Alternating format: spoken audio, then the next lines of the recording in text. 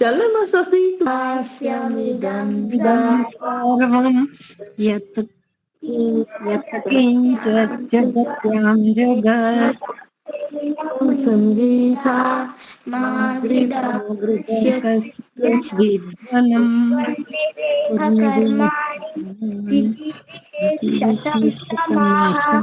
एवं त्वयि नान्यथेदोऽस्ति न कर्म लिप्यते नरे असूर्यानामते लोका अन्धेन तमसावृताः तास्ते विद्यानि क्वचित् नैवेकं मनसि विनियोग नैनद्देव तद्धावतो न्यान्यथेति तिष्ठत् तस्मिन्नपो मातरिश्वा ददाति तदेजति तन्नेजति तद्दूरे तद्वन्ति तदन्तरस्य सर्वस्य सर्वाणि भूतानि आत्मनेवावुपश्यति सर्वभूतेषु च आत्मानं सर्वाणि भूतानि आत्मनेवावुपजानत तत्र को मोहः एकत्वम् अनुपश्यत सपर्यगात् शुक्रमकायमावृणम् अस्नाविदम् पापवित्तं भवेत् मनीषी परिदूषय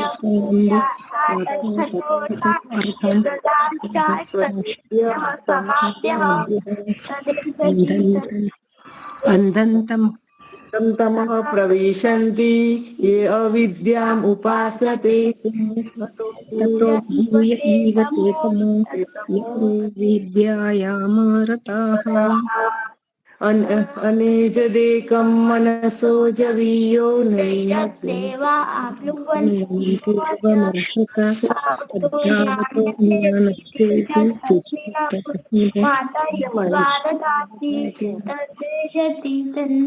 અવિદ્યામૃતા તારું વાંધો નહીં પછી બીજા કયા હિરણમય ને પાત્ર બહુ સરસ ખૂબ સરસ વેરી ગુડ આખો પૂરેપૂરો આખો ઈશોપનિષદ ના 40 બધા જ મંત્રો આવી જાય. હા, 40 અધ્યાયના 18 ચલો આજે આવ્યા નથી.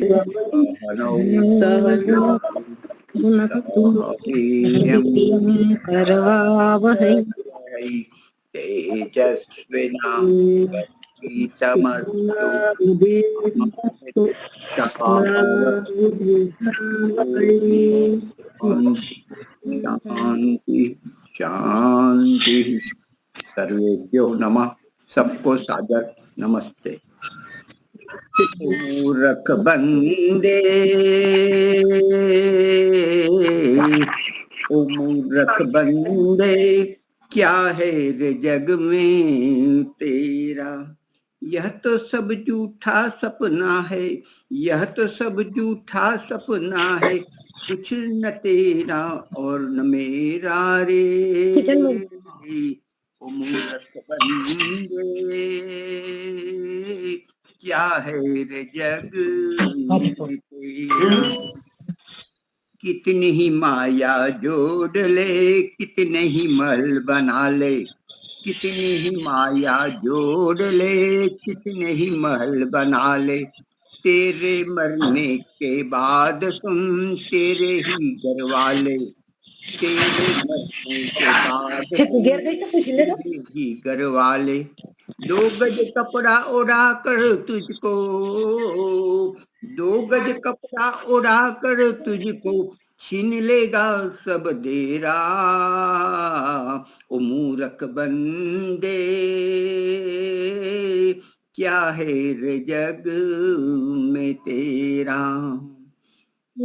कोठी बंगला कार देख तू क्यों इतना इतराता है, कोठी बंगला कार देख तू क्यों इतना इतराता है, पत्नी और बच्चे के बीच तू फूला नहीं समाता है, पत्नी और बच्चों के बीच तू फूला नहीं समाता है। 4 दिनों की चांदनी है, 4 दिनों की चांदनी है, फिर आएगा अंधेरा। ओ मूर्ख बंदे, क्या है रे जग में तेरा।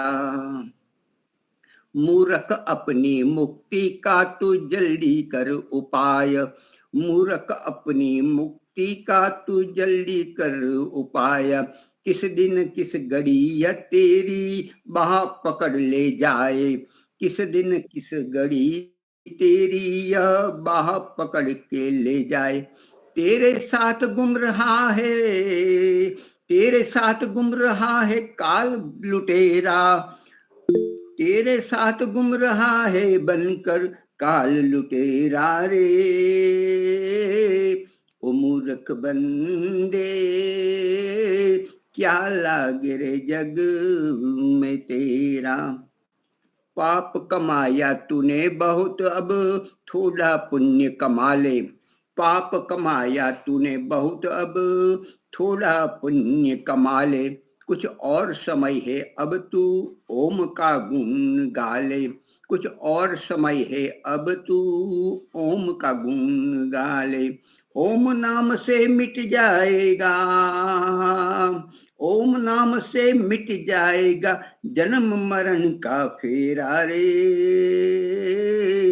ओ मूर्ख बंदे,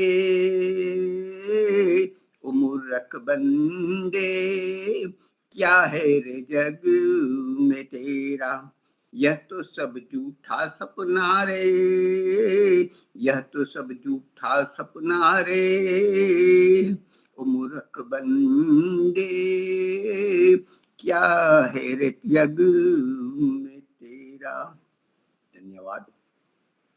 गाना धन्यवाद। गा लिया, कोई नहीं था इसलिए। बहुत अच्छा मणि जी, फिर भी चलो, और प्रारंभ हम कर ही लेते हैं, फिर आपको समय कम मिलेगा। तो 4:10 हो चुकी है, और भी आते रहेंगे। तो मैं आज के हमारे वैद्य अरुणाबेन पटेल, उनको मैं निमंत्रित करता हूं, और हेमंत ऋतु के विषय में और शिशिर ऋतु के विषय में भी आप उनकी परिचर्या, क्या करना, क्या भोजन लेना, ये सब बातें आप बताएंगे। जी अरुणा जी। आपको अनम्यूट करना है अरुणा जी। हाँ, मैंने आपको म्यूट किया था, बहुत आवाज आ रही थी तो हुआ आपको। हाँ बराबर आ रही है, आपकी आवाज आ रही है। हाँ, आ रही है ना। तो अभी हाँ जी। शुरू करें। हाँ जी। हाँ, आप सबको मेरा सादर प्रणाम और नमस्ते। आप सबका स्वास्थ्य अच्छा रहे, ऐसी मेरी आप सबके लिए शुभकामनाएं मैं भगवान को करती हूँ कि आप सभी का स्वास्थ्य अच्छा रहे। आज हम बात करेंगे हेमंत और शिशिर ऋतु के बारे में। और ये 2 ऋतु चर्या मैंने साथ में क्यों ले ली, क्योंकि हेमंत और शिशिर ऋतु की चर्या समान है। 2 मास की एक ऋतु होती है, हेमंत ऋतु के 2 मास और शिशिर ऋतु के 2 मास। ये चारों मास की चर्या समान होती है, इसीलिए हेमंत की जो चर्या है वो शिशिर ऋतु को भी चर्या है, इसीलिए मैंने हेमंत और शिशिर दोनों के साथ में ले लिया है।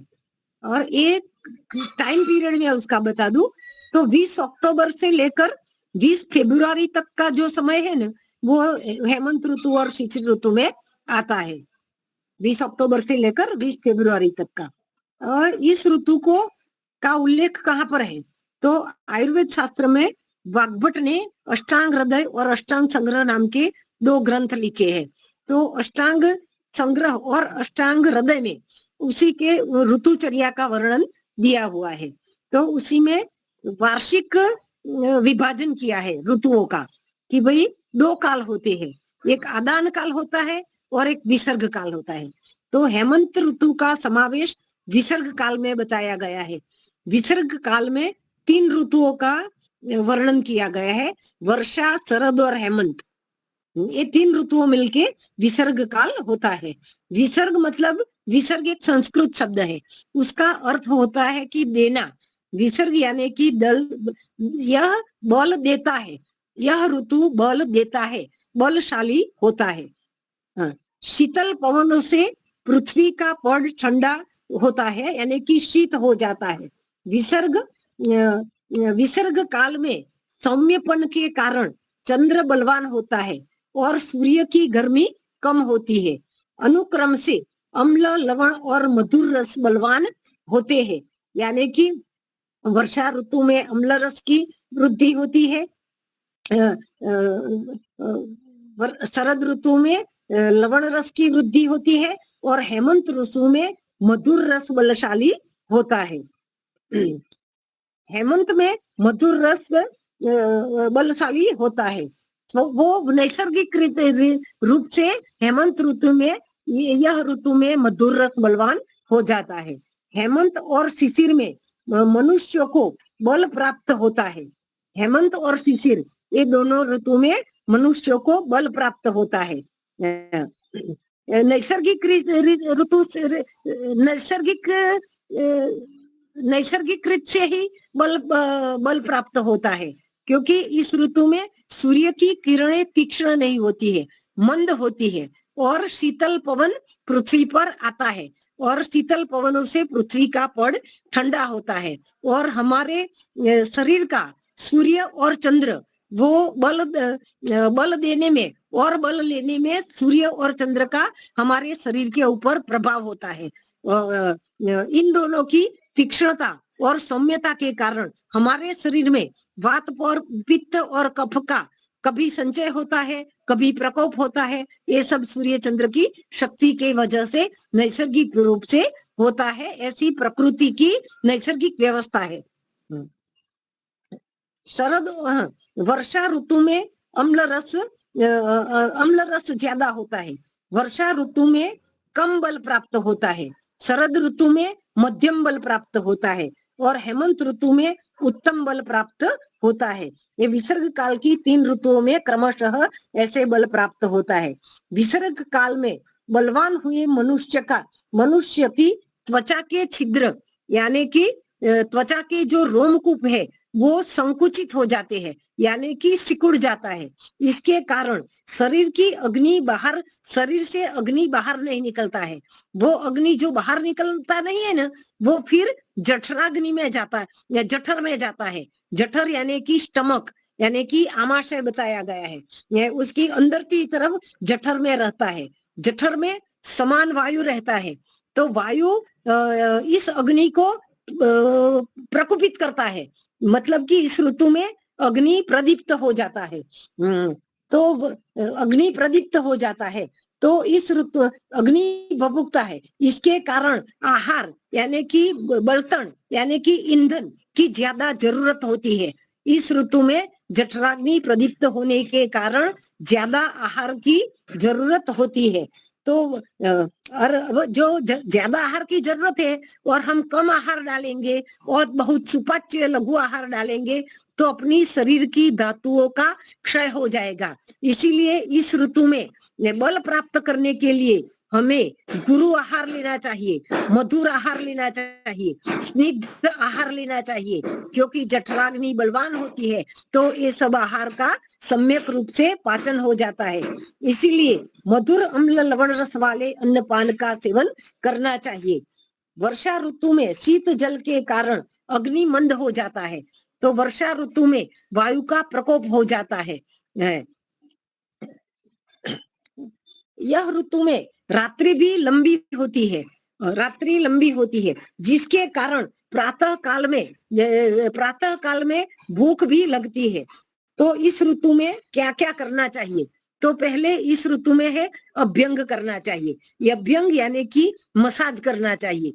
मसाज करने के लिए आयुर्वेद शास्त्र में कई प्रकार के वात शामक तेलों का वर्णन बताया गया है, जैसे कि महानारायण तेल, पंचगुण तेल, निर्गुंडी तेल, बला तेल, अश्वगंधा तेल, ब्राह्मी तेल, ऐसे कई प्रकार के तेलों का वर्णन है।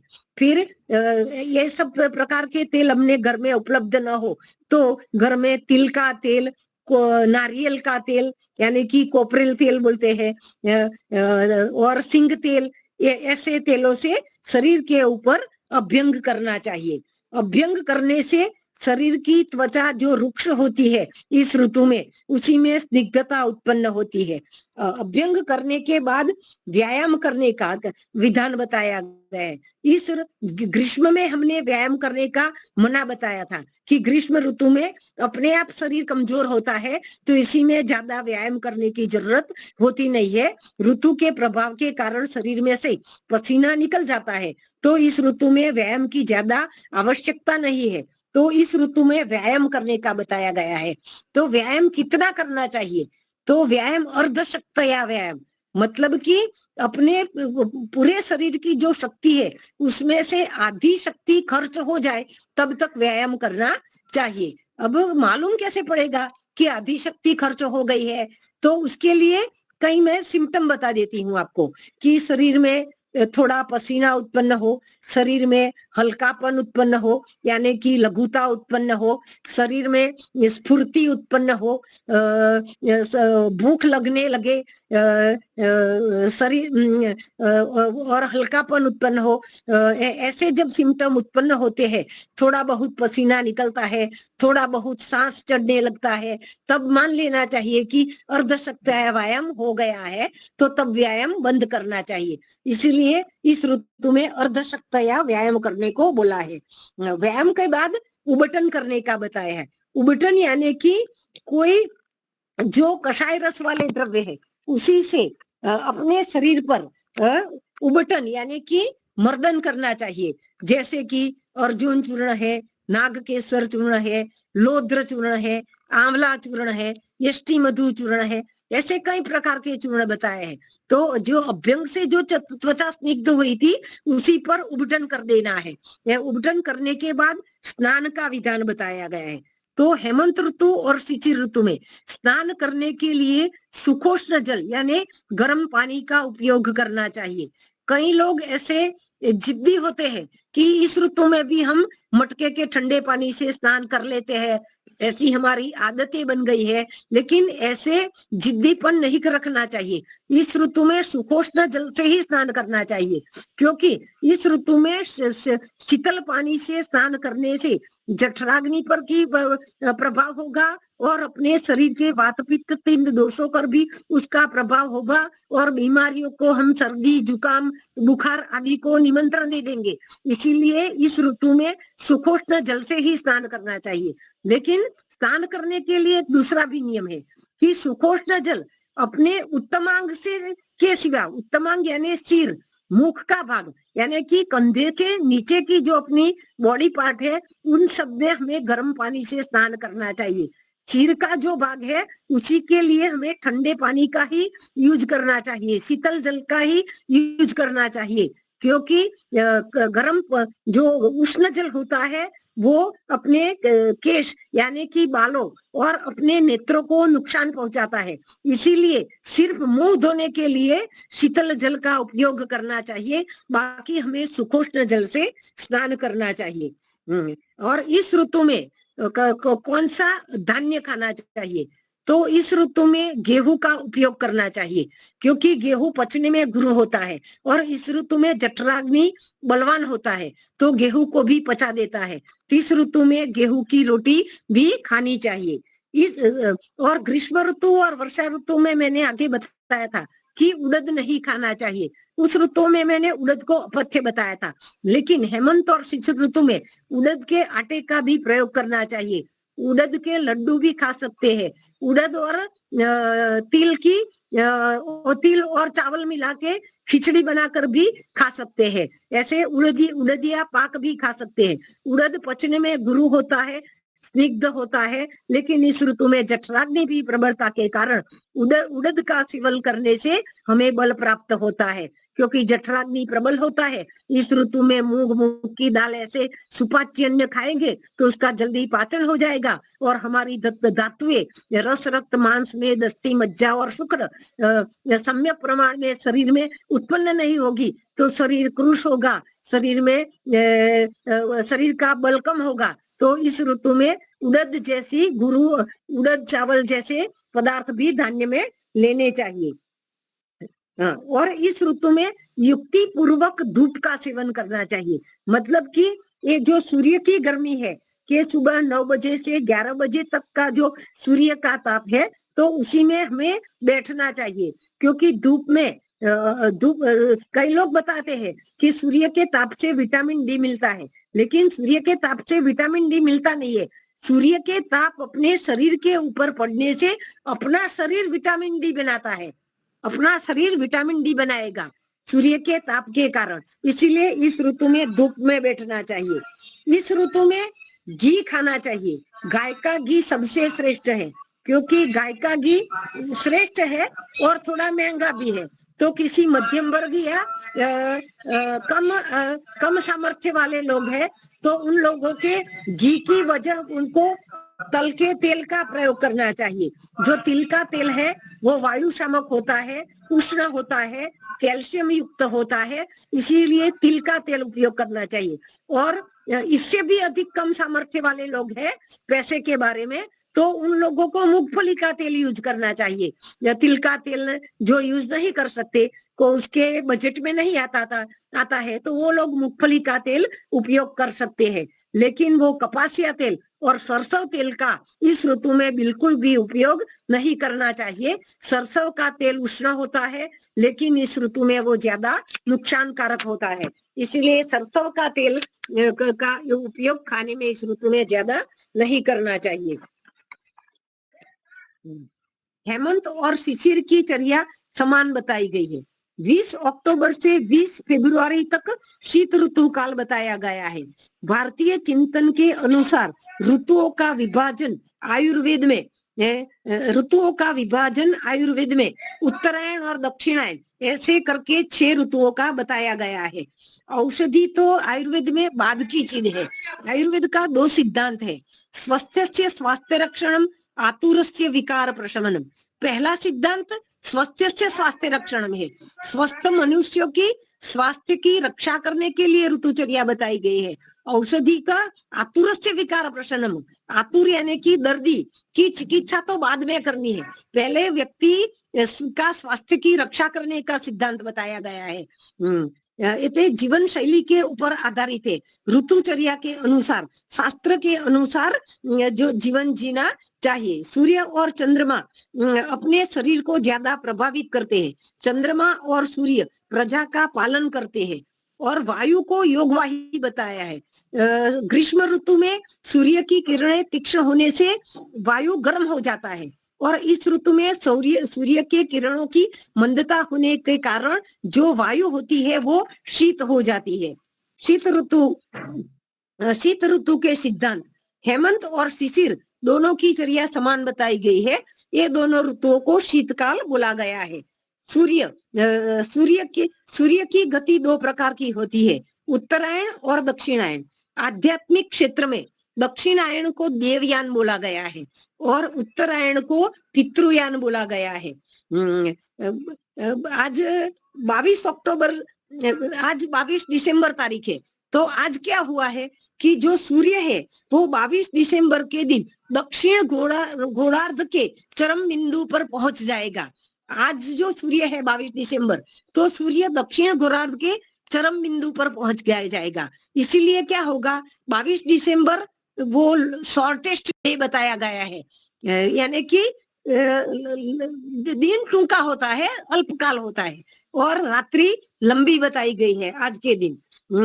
मकर बिंदु पर सूर्य पहुंच जाता है। मकर ऋतु में सूर्य मकर राशि में सूर्य जाता है, तो वो मकर संक्रांति भी अब आगे उत्सव आएगा। और इस ऋतु में लोक व्यवहार में भी 14 जनवरी को मकर संक्रांति मनाया जाता है, और इसी दिन ऐसा लोक व्यवहार चलता है कि तिल के लड्डू बांटो, या गाय कुत्ते को भी लड्डू खिलाओ, और गेहूं के आटे से और घी गुड़ मिला के गाय कुत्ते को, और जो अपने आसपास जो कम सामर्थ्य वाले लोगों हो उनको दान देने का बताया है। क्योंकि उनके पास घी, ये चीजें महंगी आती है, घी गुड़ शक्कर तिल काजू बादाम, तो कम सामर्थ्य वाले लोग खरीद नहीं पाते हैं। तो लोक व्यवहार में भी इसी काल में बांटने का विधान बताया है। क्योंकि हम तो बलशाली हुए, क्योंकि हम तो पैसे से खरीद सकते हैं, लेकिन जो अपने आसपास जो गरीब वर्ग रहता है कि वो महंगी चीजें खरीद नहीं सकता, उन लोगों को बांटने से पुण्य मिलता है। ऐसा लोक व्यवहार भी इसी के कारण प्रचलित है कि वो भी इस ऋतु में बल प्राप्त करे और उन लोगों के का शरीर का बल भी बना रहे, इसलिए ये लोक व्यवहार प्रचलित है। विसर्ग यानी कि छोड़ना, अध्यात्म की दृष्टि से उत्तरायण को देवायन और दक्षिणायन को पितृयान नाम दिया गया है। हेमंत ऋतु में दक्षिणायन का समापन होता है। 23 अक्टूबर से सूर्य हेमंत ऋतु में यानी कि दक्षिणायन, सूर्य वृश्चिक राशि में चला गया था। सायन गणना के अनुसार 23 अक्टूबर से 31 दिसंबर की ऋतु को हेमंत ऋतु बताया गया है सायन गणना के अनुसार। उसके बाद माघ और फाल्गुन मास को शिशिर ऋतु का आरंभ हो जाता है। हेमंत ऋतु की नाम किसके, हेमंत इसका नाम क्यों दिया गया है? तो तापम हिनोति बलम, इस ऋतु में हेमंत है, हेमंते तापम हिनोति बलम, जो ताप को नष्ट करती है। इस ऋतु में ज्यादा गर्मी नहीं लगती है, ताप नष्ट हो जाता है और ताप नष्ट हो जाने की वजह से बल प्राप्त होता है। बल की वृद्धि का संबंध है, इसीलिए उसे हिनोति बलम ऐसे बताया गया है। बलशाली ऋतु है। विसर्ग काल का अंतिम समय बलशाली होता है। जून मास में न्यूनतम बल होता है और इस ऋतु में उत्तम बल प्राप्त होता है। पौष मास में बल और अधिक प्राप्त हो जाएगा। सूर्य को दिवाकर यानी कि बलशाली बताया गया है और चंद्र को रजनीकर बताया गया है। चंद्र को रजनीचर बताया गया है। चंद्रमा शीतलता और तरलता देता है। इसके कारण अपने शरीर में कफ की वृद्धि होती है। सूर्य के मंद होने के कारण चंद्रमा बलशाली होता है। चंद्रमा बलशाली होने से अपने शरीर में जलीयांश तरलता की वृद्धि होती है, तो इसीलिए पानी की भी कम जरूरत होती है। इस ऋतु में ज्यादा पानी की भी जरूरत नहीं होती है, क्योंकि अपने आप शरीर में तरलता जलीयांश उत्पन्न हो जाता है। हेमंत, इस ऋतु वर्षा, शरद और हेमंत तीनों में एक एक रस की वृद्धि शास्त्र में बताई गई है। हेमंत ऋतु में मधुर रस की वृद्धि होती है। वर्षा ऋतु में अम्ल रस की वृद्धि होती है और वसंत ऋतु में लवण रस की वृद्धि होती है। और वर्षा ऋतु में वायु का प्रकोप होता है। शरद ऋतु में पित्त का प्रकोप होता है। वसंत ऋतु में कफ का प्रकोप होता है। शरीरम आद्य खलु धर्म साधनम, शरीर धर्म का साधन ही शरीर है। इसीलिए शरीर को स्वस्थ रखने के लिए एक ऋतुचर्या का पालन करना चाहिए। मधुर रस की प्रधानता इस ऋतु में होती है। इसके कारण शरीर में रसादी धातुएं बढ़ती है और कफ की वृद्धि होती है। हेमंत और शिशिर ऋतु में कफ का संचय होता है और वो संचित हुआ कफ वसंत ऋतु में प्रकोपित हो जाता है। वसंत ऋतु में कफ के रोग देखने को मिलते हैं। इस ऋतु में कफ का शरीर में अपने आप नैसर्गिक रूप से ही संचय हो जाता है। और वायु का चल गुण बताया है। अपना जो रस रक्तादि धातुएं जो शरीर में उत्पन्न होती है, उसी को कोशों के तक पहुंचाने का काम तो वायु ही करता है। प्राण बलम, वायु को प्राण बल भी बताया गया है। चंद्रमा के कारण, शीतलता के कारण और सूर्य का तेज कम होने के कारण मधुर रस हमारी धातुओं, मधुर रस के कारण हमारी धातुएं पुष्ट होगी। धातुएं पुष्ट होने से हमें बल प्राप्त होगा। और जठर में समान वायु अग्नि को प्रदीप्त करेगा। इसी के पाचन अग्नि, पाचक रसों की भी वृद्धि होगी। तो यह ऋतु में आमाशय में भी गर्मी उत्पन्न होती है।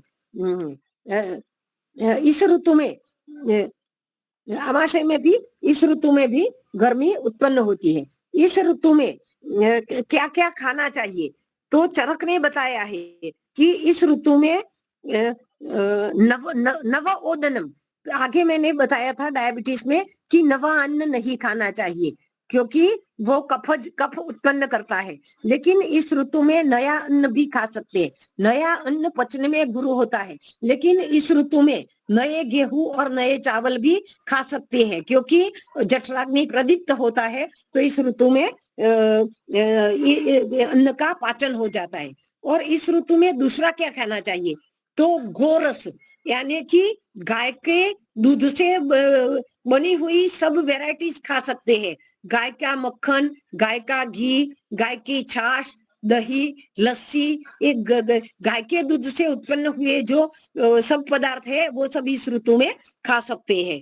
और गन्ने का रस भी इस ऋतु में खा सकते हैं। लेकिन हम क्या करते हैं, गन्ने का रस इस ऋतु में पीना चाहिए और गन्ने के रस से जो गुड़ शक्कर वगैरह बनता है इस ऋतु में उपयोग करना चाहिए। लेकिन हम लोग उल्टा करते हैं, जून मास में गन्ने का रस पीता है, लेकिन इस ऋतु में इक्षु का रस, इक्षु यानी कि गन्ने का रस और उसकी बनी हुई सब आइटमें खा सकते हैं। मूंगफली के लड्डू भी इस ऋतु में खा सकते हैं। मूंगफली और गुड़ मिला के लड्डू खा सकते हैं। तिल और गुड़ मिला के भी इस ऋतु में खा सकते हैं। तैलों में इस ऋतु में तेल, घी, तेल, स्निग्ध पदार्थों, मक्खन आदि भारी चीजों का भी प्रयोग कर सकते हैं। इस ऋतु में सरसों का तेल निषेध है, सरसों का तेल नहीं खाना चाहिए इस ऋतु में।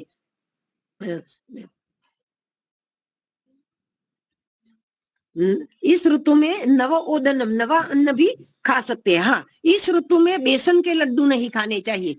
बेसन के लड्डू वैसे खा तो सकते हैं, लेकिन जो उड़द के लड्डू या मेथी के लड्डू या गूंद के लड्डू जो शरीर में बल प्राप्त कराता है, वो चने के बेसन के लड्डू से बल प्राप्त नहीं होता, क्योंकि चना वृक्ष है और इस शरीर में अपने आप वृक्षता उत्पन्न होती है। अपने आप देखो तो अपने होठ पर भी और पांव के तलिए में वृक्षता उत्पन्न होती है, त्वचा में भी वृक्षता अपने आप उत्पन्न होती है। और इस ऋतु में चने का सेवन ज्यादा नहीं करना चाहिए। और बेसन के लड्डू के वजह इस ऋतु में गुंद के लड्डू, मेथी के लड्डू, गेहूं के लड्डू, तिल गुड़ से बनाई हुई चिक्की या जो बाजार में कई प्रकार की चिक्कियां होती है वो सब घर में बनाकर खानी चाहिए।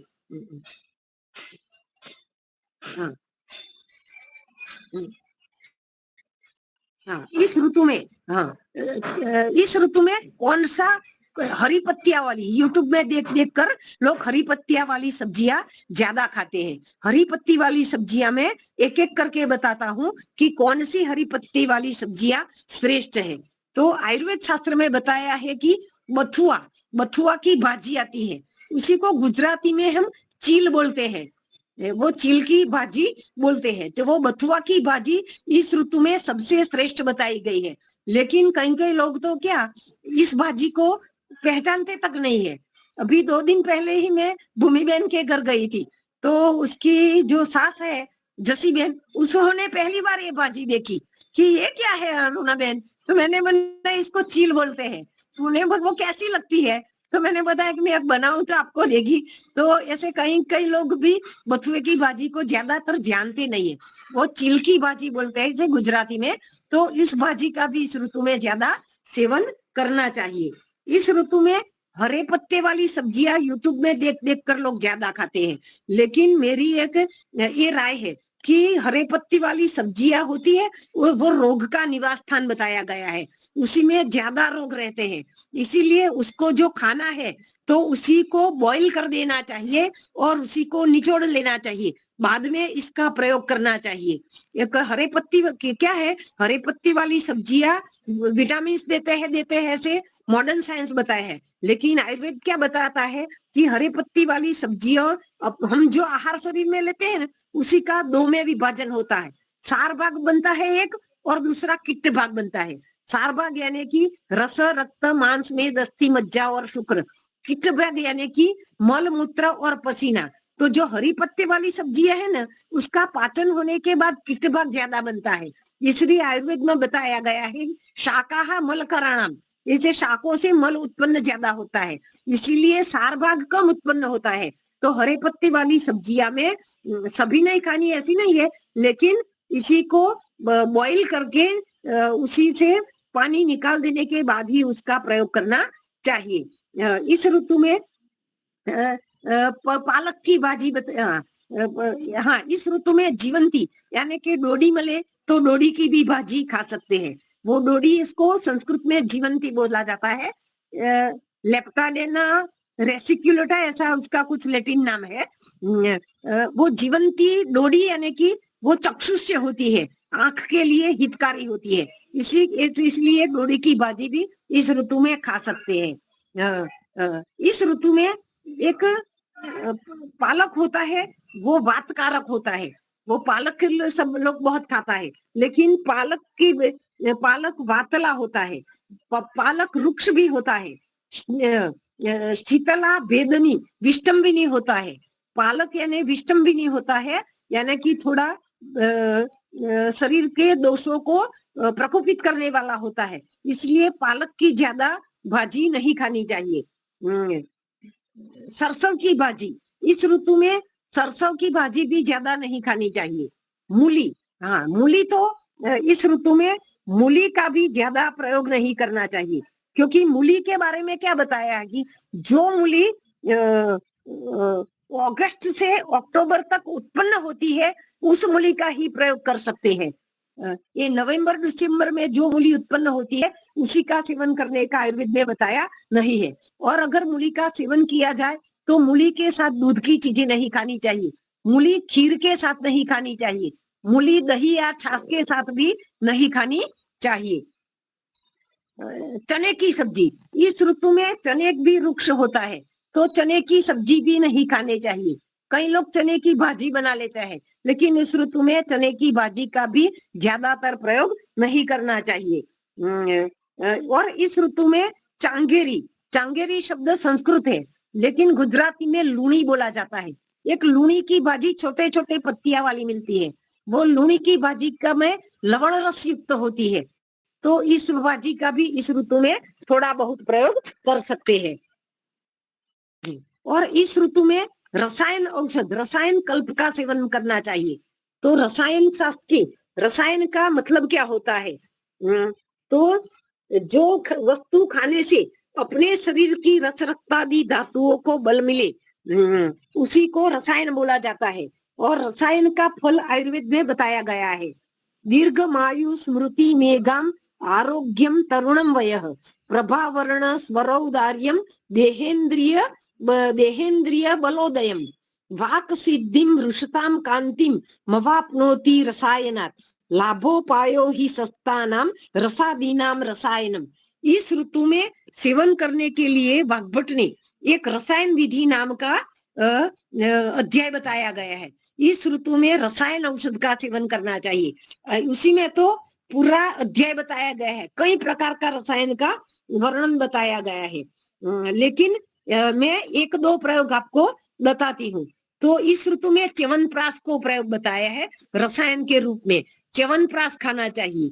च्यवनप्राश के बारे में एक स्टोरी भी बताई गई है कि च्यवन मुनि को किसी के श्राप के कारण जुआनी में ही वृद्धावस्था प्राप्त हो गई थी, मतलब कि उसका शरीर का बल क्रूश हो गया था। और उसके बल क्रूश हो गया था, तो अश्विनी कुमारों ने उसे च्यवनप्राश खिला करके आमले का आमला और उसमें दूसरी औषधियां मिला करके खिलाया, तो च्यवन ऋषि वृद्धावस्था में से जुआन बन गए थे, ऐसे बताया है। इसीलिए उसका नाम च्यवनप्राश रखा गया है। च्यवन नाम का ऋषि को खिलाया था अश्विनी कुमारों ने। तो च्यवनप्राश नाम का जो आता है वो उसी में आमला मुख्य द्रव्य होता है। आमला विटामिन सी से भरपूर होता है। आमले में आमले में पंच रस होते हैं। आमले में लवण रस के सिवा 5 रस होते हैं, इसीलिए पंचरसा बताया गया है। तो इस ऋतु में आंवले का सेवन करना चाहिए। और च्यवनप्राश में आंवले के सिवा और 26 औषधों मिलाना बताया गया है। उसी में 10 मूल बताया है। 10 मूल यानी कि 5 बृहत पंचमूल और 5 लघु पंचमूल। बिल्व, अग्निमंत, शोनाक, पाटला, गंभारी, सालीपर्णी, पृष्णीपर्णी, बृहति, कंठकारी और गुक्षुर, ये 10 द्रव्यों का मिला हुआ क्वाथ बाजार में रेडीमेड मिलता है। उसी को च्यवनप्राश बोलते हैं। अरे उसी को 10 मूल बोलते हैं। ये 10 से 10 औषधियां वायु शामक है। 10 मूल का काढ़ा भी इस ऋतु में पी सकते हैं। और आंवले को पकाने के लिए 10 मूल वात को 4 गुने पानी लेकर 10 मूल वात के चूर्ण में 4 गुना पानी डालकर उसके ऊपर जाली वाले बर्तन में आंवला रख देना है और वो वात की गर्मी से आंवला को पकाना है और उस आंवला को च्यवनप्राश बनाने के लिए उपयोग में लेना है। 10 मूल के सिवा काकड़ा सिंगी, गड़ो, हरडे, बहेड़ा, आमड़ा, सालीपर्णी, कृष्णीपर्णी, मूसली, शतावरी, अश्वगंधा, ऐसे 26 प्रकार के औषध, गोक्षूर, ऐसे 26 प्रकार के औषध डाल के ये च्यवनप्राश में शक्कर मिला के बनाया जाता है। और ये च्यवनप्राश को एक एक चम्मच सुबह शाम ले सकते हैं। च्यवनप्राश लेने से इस ऋतु में इम्यूनिटी प्राप्त होती है, वो पूरे साल तक अपने शरीर में संग्रहित रहती है। तो कोई संक्रामक रोग आए, कोरोना जैसा या प्लेग या डेंगू जैसा, तो उस ऋतु के से हम उसे हमारे शरीर में रोग प्रतिकारक शक्ति यानी कि इम्यूनिटी उत्पन्न होती है। तो इस ऋतु में च्यवनप्राश का सेवन करना चाहिए। इस ऋतु में गुलकंद का सेवन करना चाहिए। गुलकंद गुलाब की पत्तियों से बना हुआ शक्कर मिला हुआ एक रसायन औषध है। तीसरा, इस ऋतु में धात्री रसायन नाम का बाजार में एक च्यवनप्राश जैसा चाटन मिलता है। तो धात्री रसायन, धात्री आंवला का भी पर्याय बताया गया है। धात्री रसायन का प्रयोग करना चाहिए। और इस ऋतु में दूसरा भी मैं एक प्रयोग बताती हूँ, उसे पीपर का रसायन प्रयोग बोलते हैं। पीपर का ये मगध देश में होने वाला पीपर है। पीपर यानी कि गंठोड़ा नहीं है, वो 1-2 इंच के टुकड़े जैसे गांधी की दुकान में मिल जाते हैं। इसी को पिपली बोला जाता है। फणा, वैदेही, मागधी, ये सब इसी के पर्याय बता गया है। पाइपर लॉन्गम इसका लैटिन नाम है। तो ये पीपर का प्रयोग करना है, लेकिन पीपर उष्ण है तो इसीलिए उसका दूध के साथ ही सेवन करना है। तो इसी का प्रयोग कैसे बताया है कि पहले तो शास्त्र में बताया था कि पहले दिन 10 लो, दूसरे दिन 20 लो, 30 लो, ऐसे करते करते 100 नंग तक जाओ और बाद में 90-80 करते करते वापस 10 नंग पर वापस आ जाओ। लेकिन ये बहुत 200 साल पहले या 500 साल पहले का ये डोज है। तो उसी समय लोग ज्यादा बलशाली थे, इतना फास्ट फूड का जमाना नहीं था। तो शरीर के इस जमाने के लोगों में ज्यादा बलशाली थे शरीर, तो इतना डोज हमें इस जमाने में प्रयोग नहीं करना चाहिए। इस ऋतु में ज्यादा से ज्यादा 3 पीपली से प्रारंभ करना है। तो पहले दिन 3 पीपल खाओ, उसी को पीसकर दूध और शक्कर मिला के सुबह खाली पेट यानी कि सेवन करना है। दूसरे दिन 6 नंग, तीसरे दिन 9 नंग, चौथे दिन 12 नंग, 5वें दिन 15 नंग, ऐसे करते करते 10वें दिन तक आप पहुंचोगे तो 30 नंग हो जाएगा। 30 नंग पीपर का चूर्ण और शक्कर और दूध का भी मात्रा बढ़ानी होती है। और बाद में और क्या होगा कि 3-6 नंग का पाउडर कम होगा तो आप एक ही डोज में ले पाओगे। शायद हर आदमी की प्रकृति अलग अलग होती है, तो एक डोज में जो 30 नंग का पाउडर नहीं ले पाता है तो 10-10 मिनट के अंतर पर थोड़ा डिवाइड करके ये पाउडर दूध के साथ लेना चाहिए। और 30 नंग के बाद क्या करना है, 11वें दिन से 3-3 घटाना है कि 30 है तो 27 करो, फिर 24 करो, 21 करो, ऐसे करके 9 दिन में आप लोग 0 पर आ जाओगे। तो ये 19 दिन का रसायन प्रयोग है, लेकिन ये आपको अपने आप शुरू नहीं करना है। किसी वैद्य के पास अपनी प्रकृति, अपना बल, अपना भय, अपना रोग, वो सब बता करके वैद्य के सूचना अनुसार ही करना है। लेकिन ये प्रयोग करने से भी शरीर में क्या क्या रोग बीमारी मर सकती है। तो पहले तो जो लोग अस्थमा है यानी कि एलर्जिक अस्थमा है या श्वास की बीमारी बोलते हैं कि किसी आदमी को एड्रीनलिन लेना पड़ता है या डेरिफाइलिन लेना पड़ता है या अस्थालिन की गोली लेनी पड़ती है, अस्थालिन पंप किसी को लेना पड़ता है, उसी लोगों को ये प्रयोग कराया जाए तो अस्थमा बिल्कुल क्योर हो जाता है। फिर ये आम बात, यानी कि रूमेटॉइड आर्थराइटिस में भी इसका प्रयोग किया जा सकता है। शोथ, शरीर में सूजन की बीमारी है, और जिसी को क्षय यानी कि ट्यूबरक्लोसिस की बीमारी है, उसी रोगों में भी ये पिपली का रसायन प्रयोग किया जाता है। और इसी ऋतु में ऐसे तो कई प्रकार के रसायन के प्रयोग बताए हैं, लेकिन एक मैं दूसरा प्रयोग सिंपल बताती हूँ, हरड़े का। इसीलिए तो चित्रा, बिलामा, शिलाजीत सब लोगों के बताया है, लेकिन ये चित्रा बिलामा का प्रयोग आप सब लोग घर में नहीं कर पाओगे, क्योंकि उनका शोधन करना होता है, क्योंकि ये द्रव्य थोड़े विषाक्त होते हैं। इसलिए मैं सिंपल जो प्रयोग है हरड़े का प्रयोग वो बताती हूँ। हाँ, हरड़े को गुडेन मधुना शुंठ्या कृष्णया लवणेन चा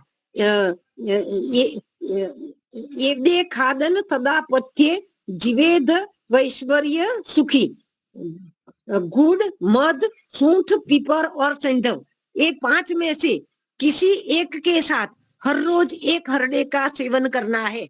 इसी प्रयोग को 1 महीने या 3 महीने तक कर सकते हैं। इसी प्रयोग से भी शरीर में बहुत रसायन उत्पन्न होता है। और आयुर्वेद शास्त्र में जो सब औषधि बताए हैं, इसमें हरड़े सबसे श्रेष्ठ है।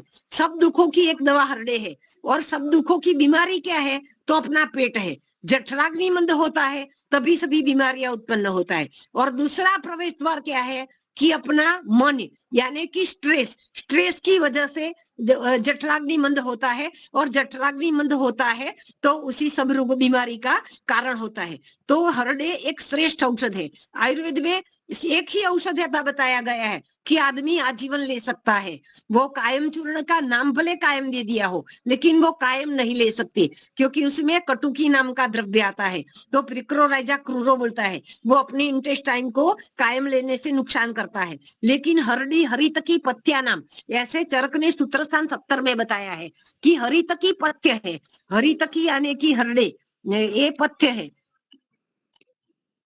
हरितकी पंचरसा अलवणा तुहरा परम। हरितकी 5 रस वाली होती है, उसी में लवण रस नहीं होता है। तो हाइपरटेंशन वाला दर्दी भी हरड़े को ले सकता है। आपको कोई भी बीमारी हो जाए, 1 या 2 हरड़े ले लो तो कोई भी बीमारी, सर्दी, खांसी, जुकाम, चक्कर आना, उल्टी होना, दस्त हो जाना, पेट में गैस हो जाना, सब अपने आप ठीक हो जाएगा। इसी के हरड़े एक निर्दोष औषध है।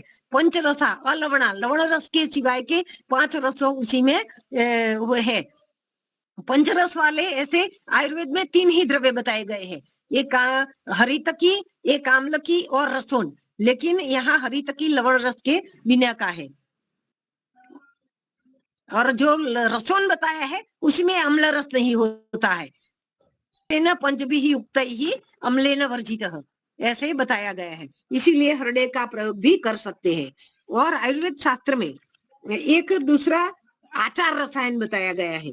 आचार रसायन मतलब क्या होता है कि अपना आचार, अपना व्यवहार शुद्ध होना चाहिए। क्योंकि व्यवहार शुद्ध होना ये भी एक रसायन या औषध के रूप में बताया गया है।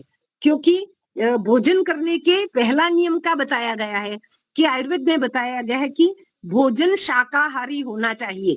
ये सब ऐसा धर्मशास्त्र में और आयुर्वेद शास्त्र में भी बताया गया है। और दूसरा नियम बताया गया है कि भोजन को ताजा लेना चाहिए, उष्ण लेना चाहिए, स्निग्ध लेना चाहिए, मात्रावत लेना चाहिए।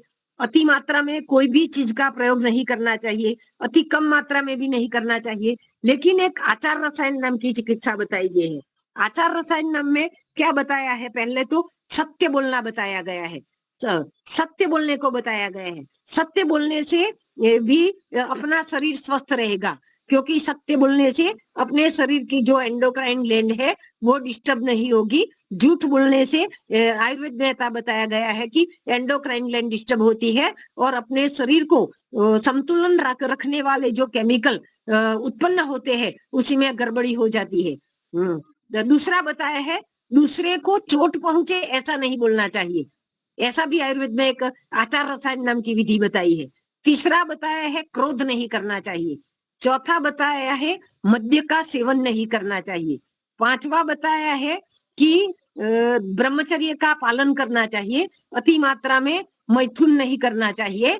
और एक नारी सदा ब्रह्मचारी, एक नर सदा ब्रह्मचारी सूत्र का पालन करने का बताया गया है। ज्यादा साहस नहीं करना चाहिए, अपनी शक्ति या धन की भी शक्ति और शरीर की शक्ति के अनुसार ही काम करना चाहिए। ज्यादा धन व्यय करेंगे तो भी दुख उत्पन्न होगा, शरीर की ज्यादा शक्ति व्यय करेंगे तो भी दुख उत्पन्न होगा। जप पूजा ध्यान करने से भी मन शांत होता है, वो भी करने का आचार रसायन में बताया गया है। क्रूर विचार नहीं करने को बताया गया है, अपने विचार में क्रूरता नहीं होनी चाहिए। हाँ, नींद सप्रमाण नींद लेने का भी बताया गया है कि निंद्रा भी सम्यक होनी चाहिए। देश और काल का विचार करके भोजन करना चाहिए, अहंकार नहीं करना चाहिए, वो भी बताया गया है। कोई भी अफवाह नहीं फैलानी चाहिए कि कोई भी खोटी अंधश्रद्धा नहीं फैलानी चाहिए, वो भी बताया जाए। ईश्वर पर इंद्रियों को संयम में रखना भी बताया गया है। ईश्वर पर श्रद्धा विश्वास रखना, आत्म संयम करना भी बताया गया है। इसीलिए आयुर्वेद में आचार रसायन का आचरण बताया गया है। इसी तरह आप आचरण करोगे तो आप अपने आप स्वस्थ रहोगे और रसायन चिकित्सा का पूरा लाभ आपको मिल जाएगा। इस ऋतु में मात्रा गुरु आहार लेना चाहिए और पचने में गुरु है वो भी आहार लेना चाहिए, ऐसा बताया गया है। बाजारू चीजों का इस ऋतु में ज्यादा सेवन नहीं करना चाहिए। ज्यादा तली हुई चीजें, पकोड़े, समोसे, पिज्जा यानी कि फास्ट फूड जो बाजार में मिलता है, तो उन चीजों का बिल्कुल सेवन नहीं करना चाहिए। ये बल प्राप्त करने की ऋतु है।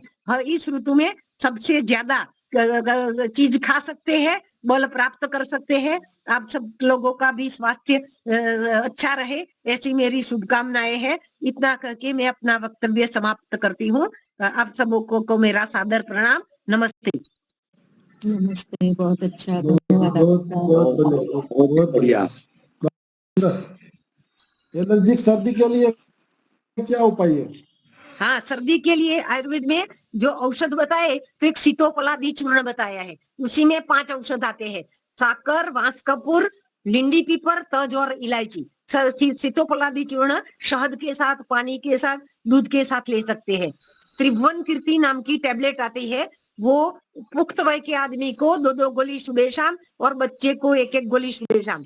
खदीरादी वटी आती है, 1-1 गोली 3 बार चूसने की होती है बच्चे को, और एडल्ट को 2-2 गोली 3 बार चूसने की है। यष्टि मधु गनवटी आती है, वो भी चूसने वाली आती है। कॉफलेट नाम की भी टैबलेट आती है। बारंगेदी क्वाथ भी मिलता है, तो उसका काढ़ा बने के भी पीने का होता है। वासा यानी अरडूसी अपने घर के पास होती है, तुलसी अपने घर के पास होती है। अरडूसी और तुलसी का रस भी मध मिला के हम ले सकते हैं। ऐसी कई प्रकार की औषधियां आयुर्वेद में बताई गई है। लक्ष्मी विलास रस नाम की भी एक औषधि बताई है, वो 1-1 गोली सुबह शाम लेनी है, वो ज्यादा मात्रा में लक्ष्मी विलास रस नहीं लेना है। और अगर सर्दी के साथ बुखार है तो सुदर्शन गनवटी भी ले सकते हैं। शमशमनी वटी यानी कि गिलोय से बनी हुई है, गिलोय का काढ़ा भी ले सकते हैं, शमशमनी वटी भी ले सकते हैं। वाह वाह, कितने सारे उपाय बताए आपने। बहुत लंबे समय तक खांसी और छींके आ रही हो तो क्या कर सकते हैं? हाँ, तो उसी में सब मगज में है। वासादी क्वाथ आता है। वासा यानी कि आधा तोड़ा वासी का उसका लेटिन नाम है। वासा का गुजराती नाम अरडूसी है, तो अरडूसी का स्वरस पिला सकते हैं। बाजार में वासा टिकड़ी मिलती है, बाजार में वासा शरबत मिलता है, वासा अवलेह भी बाजार में मिलता है, वो सब औषधियां ग्रहण कर सकते हैं। माता जी, ये उपयोग करने के बाद भी नहीं मिटता है, कुछ तो खांसी। यष्टि मधु गनवटी भी ले सकते हैं, यष्टि मधु चूर्ण भी ले सकते हैं। ठीक है जी, धन्यवाद। बारंगेदी क्वाथ भी ले सकते हैं, बारंगेदी क्वाथ से तुरंत सर्दी खांसी मिट जाती है। छींके ज्यादा आ रही है, छींके ज्यादा आ रही है, वो बाजार में पतंजलि या कोई स्टोर में मिलता है, वो 2 चम्मच लेने का, 1 गिलास पानी डालने का, उसे उबालने का, उसे में चतुर्थावशेष यानी कि थोड़ा सा बाकी रहे तब छान के पीने का है। वारंग्यादि क्वाथ से तुरंत सर्दी खांसी मिट जाती है। कौन सा का फिर से बताइए, क्वाथ कौन सा? वारंग्यादि क्वाथ, वारंग्यादि, वारंग्यादि। वारंग्यादि, बा BHA बा, RAN वारंग्यादि, GAYDI। अच्छा, और कषाय बहुत भी सारी, बोलते हैं, काढ़ा या कषाय भी बोलते हैं दुकान वाले। अच्छा, और बहुत सारी छींके आ रही हो मतलब तो त्रिभुवन कीर्ति ले सकते हैं, लक्ष्मी विलास रस ले सकते हैं, और एक घनसार योग नाम की औषधि नाक में लगाने की या सिर पे और छाती में लगाने के लिए मिलती है।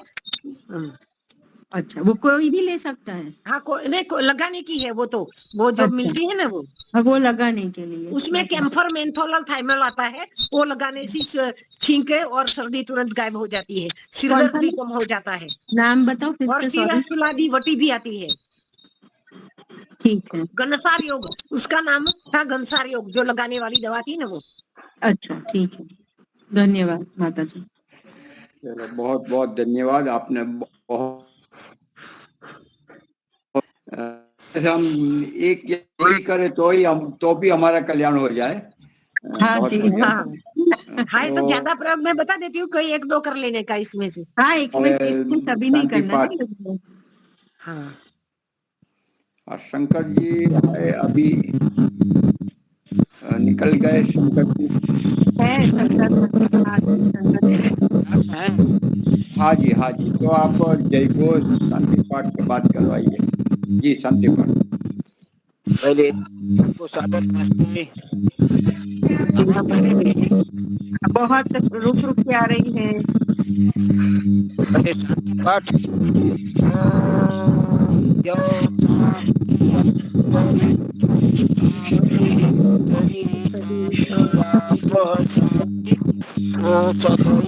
शांति विश्वे शांति ब्रह्म शांति सर्व शांति